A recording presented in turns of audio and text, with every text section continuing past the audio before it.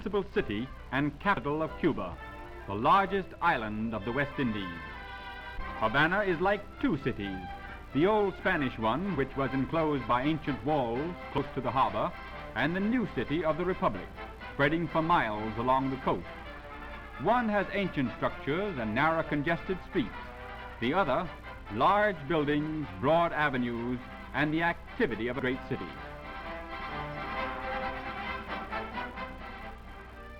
The heart of the city is the wide thoroughfare called the Prado, where the magnificent new Capitol stands. The superb building was completed in 1929 at a cost of $20 million. It houses the Congress of the youngest republic in the New World. The Cubans have laid out their new capital city along spacious lines and embellished it with many fine parks and splendid buildings. Standing at the head of Mission Square is one of the most elaborate of the public buildings, the Palace of the President. The National Theater is the most ornate in the city. The White Asturiano is one of Havana's largest clubs. The university is in modern style.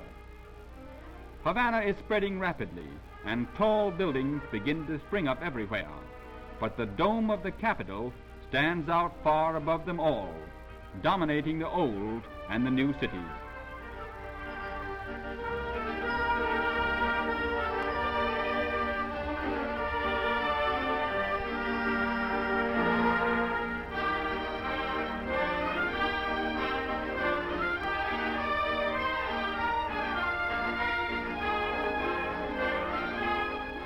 The most renowned avenue of Havana is the Malecon, a curving driveway bordering the sea, similar to the famed boulevards along the French Riviera.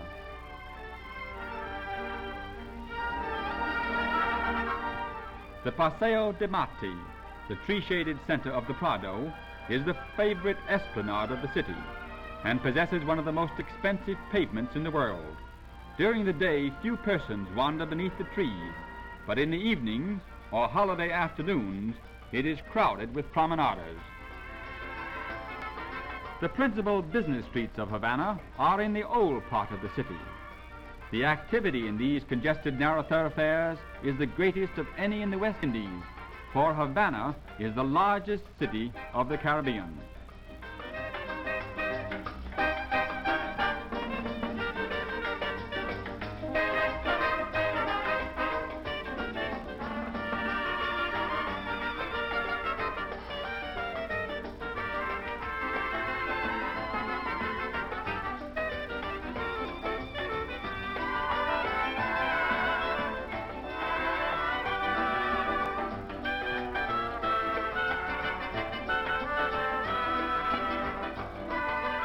Old Havana was laid out with very narrow streets so that only for a few hours in the middle of the day could the tropical sun and heat penetrate them. Even the sidewalks of the old city are so narrow that on some of them pedestrians can hardly pass. It is really hot in the sun in Havana, and along the wider streets of the shopping district, the sidewalks are under arcades.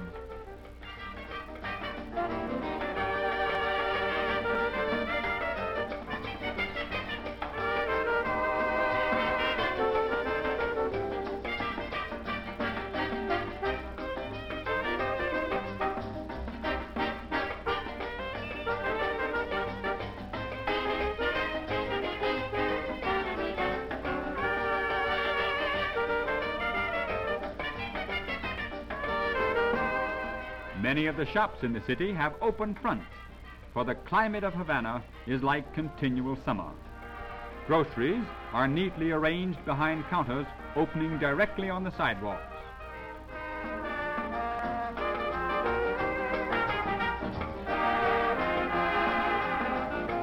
Many of the beauty parlors are almost out of doors.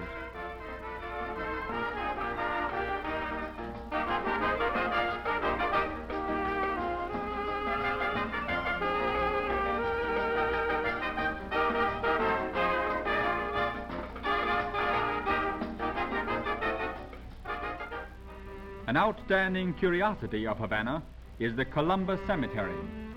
It is one of the most amazing in the world, for nearly all the graves are above ground. Millions of dollars have been spent here on marble tombs and memorials. One mausoleum contains scores of tombs, one above another.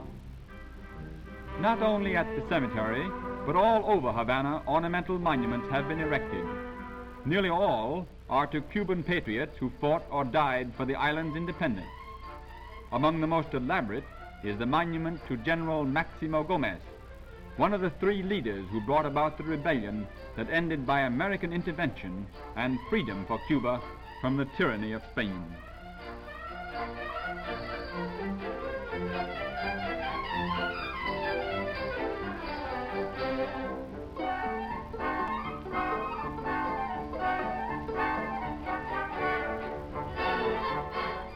Most significant for Americans is the main monument overlooking the sea.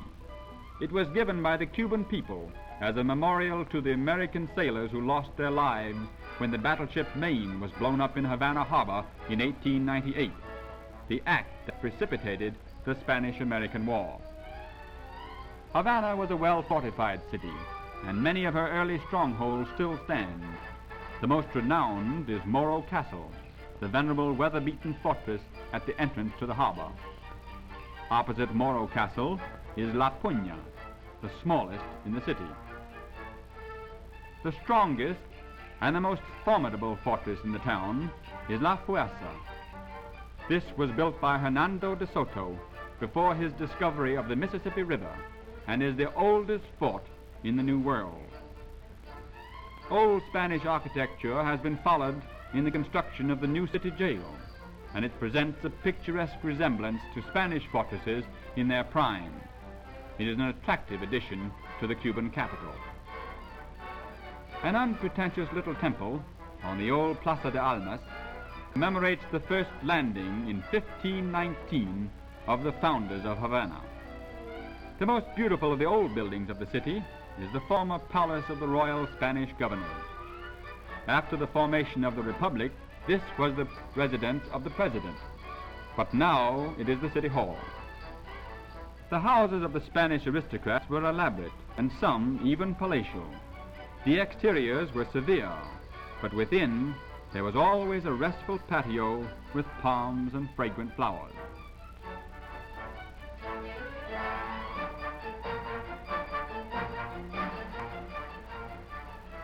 Facing upon a fine square of well-preserved aristocratic mansions is the grand old Columbus Cathedral, a place of pilgrimage for all American visitors to Havana, for it is claimed that the bones of the great discoverer were brought here in 1795 from Santo Domingo, and for more than 100 years they were enshrined at the side of the beautiful high altar.